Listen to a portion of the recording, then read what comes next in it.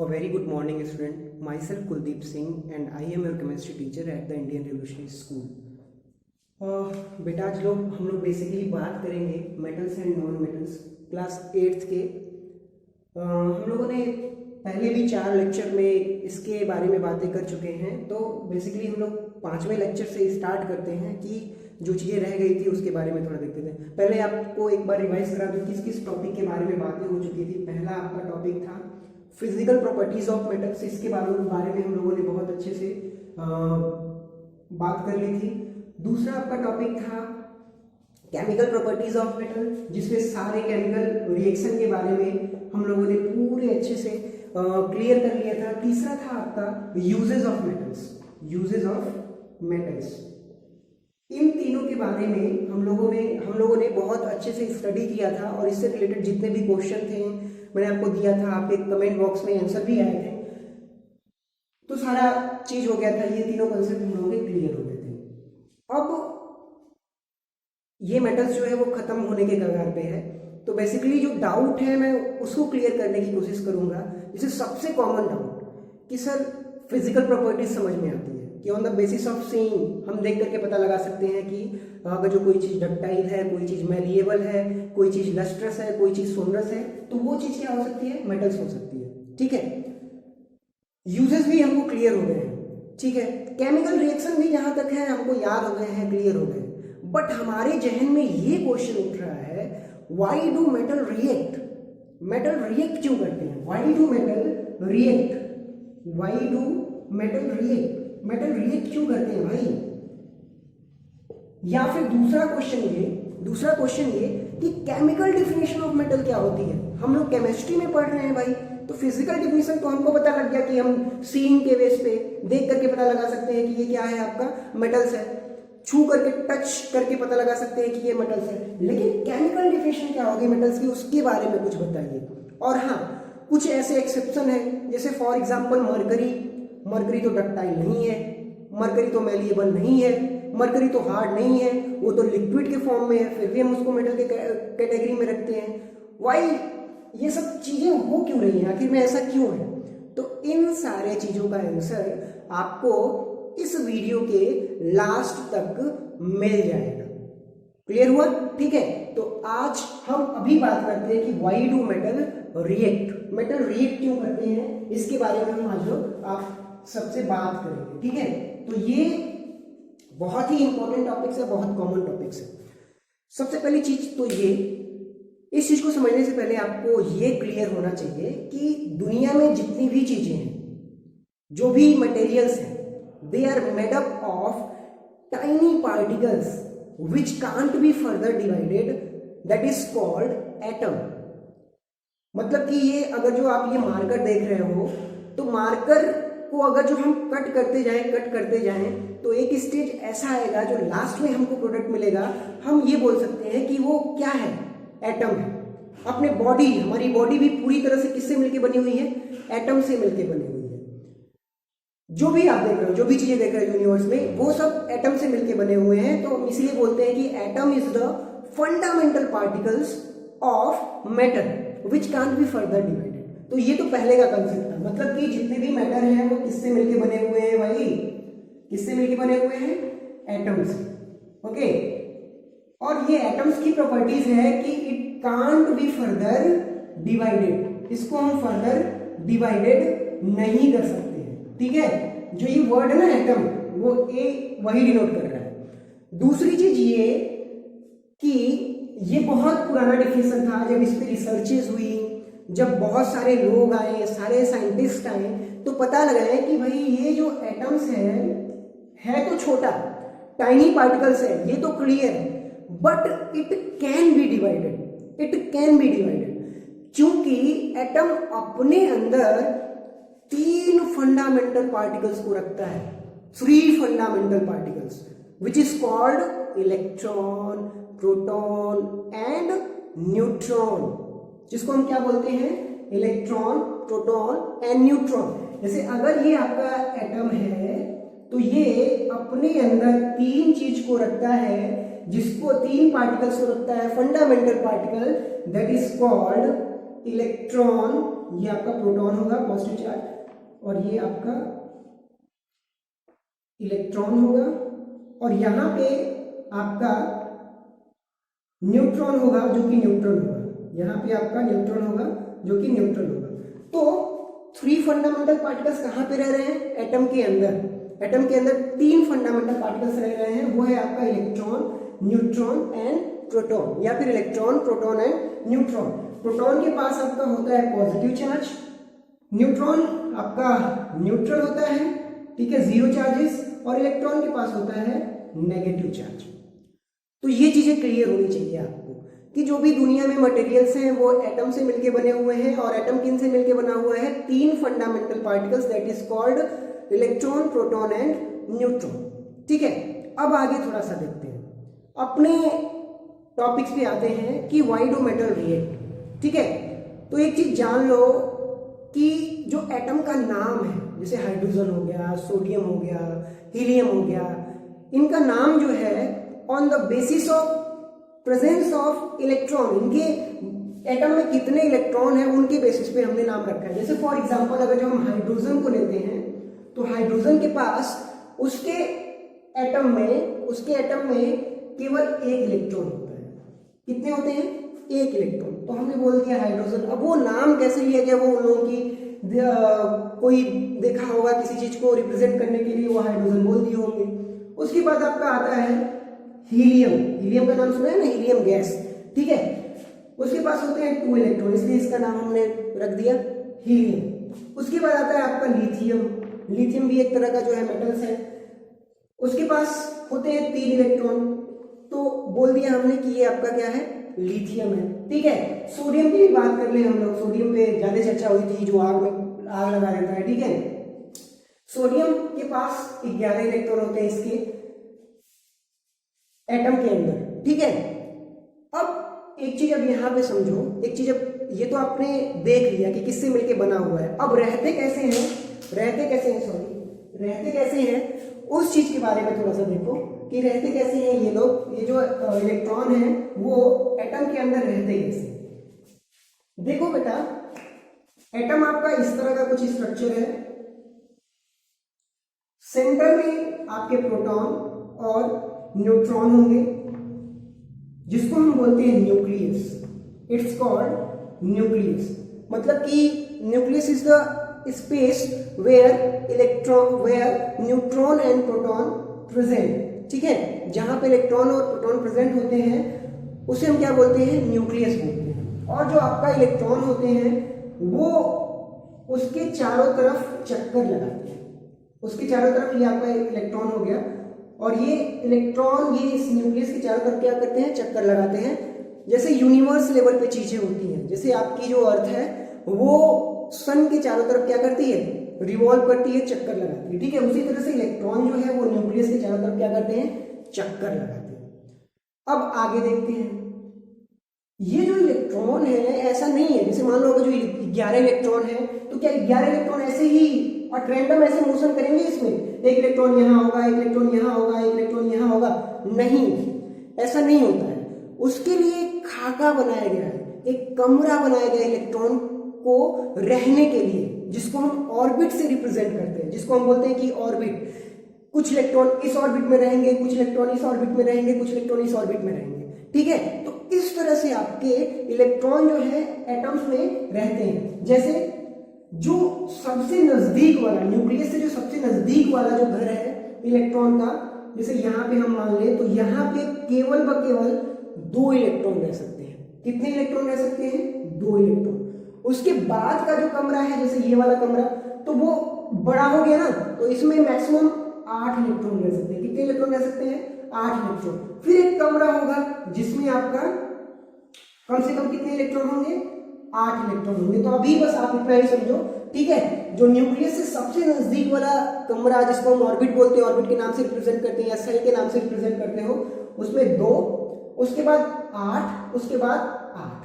ठीक है, इतने होते हैं। अब यहां पे एक चीज समझने की कोशिश करो कि अगर कोई एटम है तो वो अपने आप को स्टेबल होने के लिए वो ये चाहता है कि उसके आउटर मोस्ट वाले ऑर्बिट में, आउटर मोस्ट वाले कमरे में मैक्सिमम इलेक्ट्रॉन हो। मैक्सिमम इलेक्ट्रॉन हो मतलब कि वो चाहता है, हमेशा चाहता है कि जो हमारा आउटर वाला कमरा है वहां पे 6 इलेक्ट्रॉन ना हो, वहां पे कितने इलेक्ट्रॉन हो, 8 इलेक्ट्रॉन हो, तभी वो जाकर के क्या हो सकता है, स्टेबल हो सकता है। ठीक है, तभी वो क्या हो सकता है, स्टेबल हो सकता है।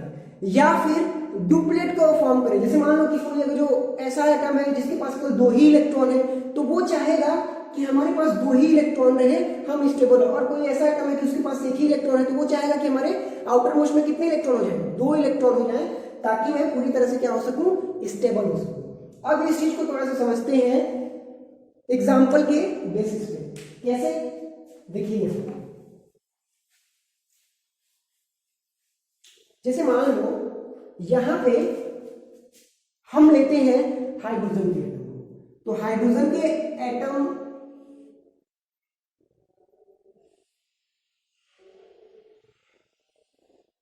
हाइड्रोजन के पास केवल व केवल 1 इलेक्ट्रॉन होता है। कितना इलेक्ट्रॉन होता है, 1 इलेक्ट्रॉन। कितना इलेक्ट्रॉन, 1 इलेक्ट्रॉन। तो मतलब इसके आउटर मोस्ट ऑर्बिट यही होगा। इसमें कितने, आपने देखा ना, पहला ऑर्बिट 2, दूसरा 8, तीसरा 8, ऐसे था। तो इसमें मैक्सिमम स्टेबल होने के लिए कितने इलेक्ट्रॉन की जरूरत है, इसके पास कितने हैं, 1 है। तो ये क्या चाहेगा कि 1 इलेक्ट्रॉन और ले लो, 1 इलेक्ट्रॉन और ले ले, तो वो क्या हो जाएगा, आपका स्टेबल हो जाएगा। ठीक है, उसी तरह से फॉर एग्जांपल अगर हम पहुंचते हैं लिथियम के पास, तो लिथियम के पास होते हैं 3 इलेक्ट्रॉन। 3 इलेक्ट्रॉन रहते हैं, तो पहले 2 इलेक्ट्रॉन यहाँ पे फिल करेंगे ना, जो सबसे नजदीक वाला कमरा है वहां पे 2 इलेक्ट्रॉन, फिर जो बच जा रहा है वो कहां पे जाएगा, दूसरे ऑर्बिट में, तो यहां पे 1 इलेक्ट्रॉन। ठीक है, ये आपका लिथियम का मैं बता रहा हूं, लिथियम। ठीक है, अब आप बताओ कि यहां पे 1 इलेक्ट्रॉन है। ठीक है, ये चाहता है कि हमारे आउटर मोस्ट में कितने इलेक्ट्रॉन रहे, 8 इलेक्ट्रॉन हो। ठीक है, क्योंकि इसकी कैपेसिटी कितनी है, 8 इलेक्ट्रॉन। ठीक है, तो या फिर इसके आउटर मोस्ट में कितने हो, 2 इलेक्ट्रॉन। तो 2 क्राइटेरिया को ये फॉलो कर सकता है। या तो क्या कर सकता है, 1 इलेक्ट्रॉन को ये किसी को दे दे, 1 इलेक्ट्रॉन को अगर जो ये किसी को दे देगा तो ये पूरा का पूरा ऑर्बिट क्या हो जाएगा, खत्म हो जाएगा, बचेगा ये आपका सिंपल सा ये ऑर्बिट। तो इसमें मैक्सिमम कितने इलेक्ट्रॉन है, 2, तो आपका लिथियम क्या हो जाएगा, स्टेबल हो जाएगा। या फिर वो सोचेगा कि यहाँ पे 1 इलेक्ट्रॉन है, मैं कहीं से 6-7 इलेक्ट्रॉन और ले लूं, तो हमारा ऑर्बिट क्या हो जाएगा, कंप्लीट हो जाएगा, और मैं पूरी तरह से क्या हो जाऊंगा, स्टेबल हो जाऊंगा। तो ये कर सकता है। तो बेटा जनरली ये करता क्या है, इलेक्ट्रॉन को डोनेट कर देता है, इलेक्ट्रॉन को ये दे देता है। और जब दे देता है तो इसके पास कितने इलेक्ट्रॉन बचे आउटर मोस्ट में, 2, तो वो आपका पूरी तरह से क्या हो जाता है, स्टेबल हो जाता है। ठीक है, अब सर ये सारी चीजें क्यों बता रहे हो, अब आते हैं अपने टॉपिक्स पे। जितने मेटल्स हैं वो अपने आउटर मोस्ट में कम से कम 1, 2, 3, 4 तक जो है इलेक्ट्रॉन अपने आउटर मोस्ट ऑर्बिटल में रखते हैं। कितने इलेक्ट्रॉन, 4 तक। तो केमिकल डिफिनेशन मेटल्स की क्या हुई कि ऐसे मटेरियल जिनके आउटर मोस्ट ऑर्बिटल में 1 से लेकर के 4 इलेक्ट्रॉन हो, 1 से लेकर के क्या हो, 4 इलेक्ट्रॉन हो, तो उनको हम बोलते हैं कि ये क्या है, मेटल्स है। ये सबसे जो है आपका कॉमन डिफिनेशन है। और इस डिफिनेशन को अगर जो आपको पता है, लर्न है, तो फिर आपको कोई भी दिक्कत नहीं होगी, चाहे मरकरी हो चाहे कोई हो, आपको पता लग जाएगा कि ये आपका मेटल्स ही है। तो मेटल्स होने के लिए एक क्राइटेरिया को फॉलो करना पड़ेगा। अगर कोई सबस्टेंस अपने, कोई भी मटेरियल का एटम्स अपने आउटर मोस्ट ऑर्बिटल में 1 से लेकर के 4 इलेक्ट्रॉन रखता है, तो वो इट शुड बी मेटल, तो वो मेटल्स हो सकता है। फॉर एग्जाम्पल, अब बोलोगे सर थोड़ा सोडियम का हमको बता के दिखाइए, तो यहां पे देख लो आप सोडियम का। पहले हमने बनाया न्यूक्लियस। ठीक है, न्यूक्लियस से हमने देखा ये छोटा सा न्यूक्लियस, सबसे पहला कमरा है, तो ये 2 इलेक्ट्रॉन होगा कि नहीं, 2 इलेक्ट्रॉन है ना, पहले कमरे पे 2 ही। उसके बाद दूसरे में कितने होंगे, 8, कितना हो गया, 10। और सोडियम के पास कितने इलेक्ट्रॉन होते हैं, 11।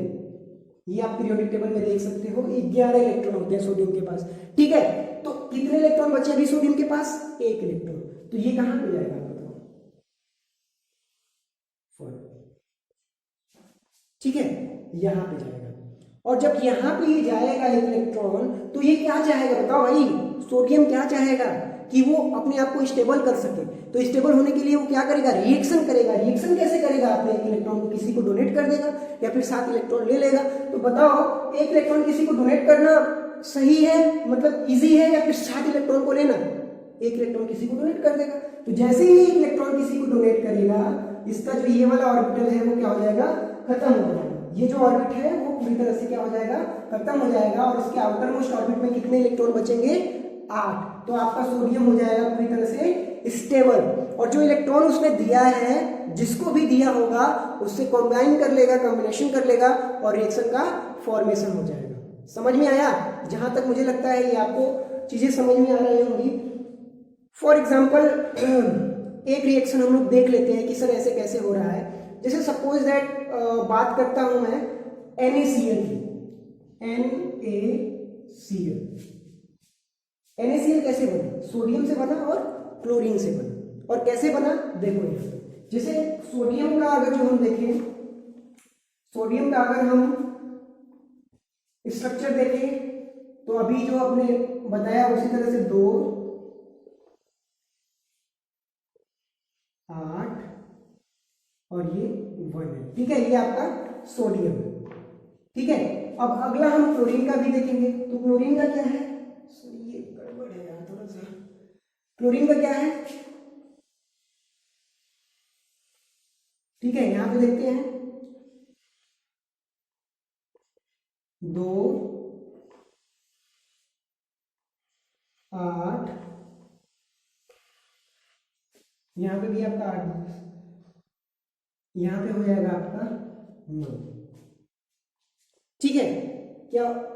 एक मिनट, 2 8 7, यहाँ पे 7 होगा, 9 नहीं है, यहाँ पे हो जाएगा आपका 7 इस वाले में। ठीक है, तो 2 आउटर मोस्ट में, 8 यहाँ पे और 7 इसमें। 8 2 10 7 17।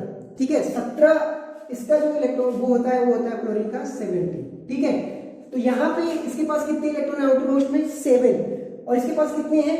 1। तो ये क्या करेगा? एक इलेक्ट्रॉन क्या करेगा? इसको दे देगा। और जैसे ही एक इलेक्ट्रॉन इसको देगा, ये इलेक्ट्रॉन एक्सेप्ट कर लेगा, तो क्या हो जाएगा? इसके पास हो जाएगा आपका 2 और 8, और इसके पास कितना हो जाएगा? 2 8 8। तो बताओ अब इसका ऑक्टेट कंप्लीट हो गया कि नहीं? हो गया। इसका ऑक्टेट कंप्लीट हो गया कि नहीं? हो गया। तो इसकी वजह से ये सोडियम और क्लोरीन आपस में मिल जाते हैं और बनाते हैं, किसका फॉर्मेशन करते हैं? NaCl का। ये आपका सोडियम था और ये आपका क्या था? क्लोरीन था। क्लियर हुआ? जहां तक मुझे लगता है आपको क्लियर हो जाएगा, क्लियर हो गया होगा। अब एक चीज और देख लो, अगर कोई चीज, कोई सब्सटेंस इलेक्ट्रॉन को डोनेट करता है तो उसके पास हमेशा पॉजिटिव चार्ज आता है, और कोई इलेक्ट्रॉन को एक्सेप्ट करता है तो उसके पास कौन सा चार्ज आ जाता है? Negative charge. तो ये इसके बेसिस पे है, समझ में आया? और इसी के वजह से जो है आपके मेटल्स रिएक्ट करते हैं, क्योंकि वो चाहते हैं कि उनके आउटर मोस्ट ऑर्बिटल में मैक्सिमम कितने इलेक्ट्रॉन हो? 8 हो या फिर 2 हो। 2 कब? जैसे हाइड्रोजन के केस में या फिर लिथियम के केस में। लिथियम के केस में लिथियम के पास कितने होते हैं? 3 होते हैं। 2 यहाँ पे है और 1 यहाँ पे है, तो वो क्या करेगा? एक इलेक्ट्रॉन को डोनेट कर देगा, तो उसके आउटर मोस्ट में कितने इलेक्ट्रॉन बचेंगे? 2। तो इसकी वजह से जो है आपका मेटल जो है वो रिएक्ट करता है। एक बार फिर से हम लोग देख लेते हैं, एक बार फिर से हम लोग समझने की कोशिश करते हैं। देखो, why do metal react? Because complete their octet. वो अपने आप को स्टेबल होना चाहते हैं, और स्टेबल होने के लिए वो क्या करते हैं? इलेक्ट्रॉन को डोनेट करते हैं। केमिकल डिफिनेशन ऑफ मेटल्स, अगर कोई सब्सटेंस, अगर कोई मटेरियल्स, उसके पास उसके आउटर मोस्ट में कितने इलेक्ट्रॉन हो? 1 से लेकर के 4 इलेक्ट्रॉन हो, तो वो क्या हो सकता है? आपका क्या हो सकता है? मेटल्स हो सकता है। ठीक है, इसको एक बार और हम देख लें। जैसे मान लो अगर जो आपका लिथियम है, तो लिथियम भी आपका एक तरह से क्या है? मेटल ही है। क्यों है मेटल? क्योंकि इसका इलेक्ट्रॉनिक कॉन्फ़िगरेशन 2 और 1। इसके पास कितने इलेक्ट्रॉन? 3। तो कितने इलेक्ट्रॉन है? 1 है। दूसरा हम लोग देते हैं मैग्नीशियम का। ठीक है, मैग्नीशियम का होता है आपका 4 इसके आउटर मोस्ट में कितने इलेक्ट्रॉन है? 2। तो आपका मेटल होगा कि नहीं होगा? बिल्कुल होगा। तीसरा हम लोग देख लेते हैं, मैग्नीशियम हो गया, कैल्शियम को देख लेते हैं। तो कैल्शियम को देखोगे आप तो इसका होता है 2 8 8 2। तो इसके आउटर मोस्ट में कितने इलेक्ट्रॉन है? 2। तो ये मेटल्स है कि नहीं है? बिल्कुल है। तो पोटेशियम को भी देख लेते हैं। पोटेशियम के पास कितना होता है? 2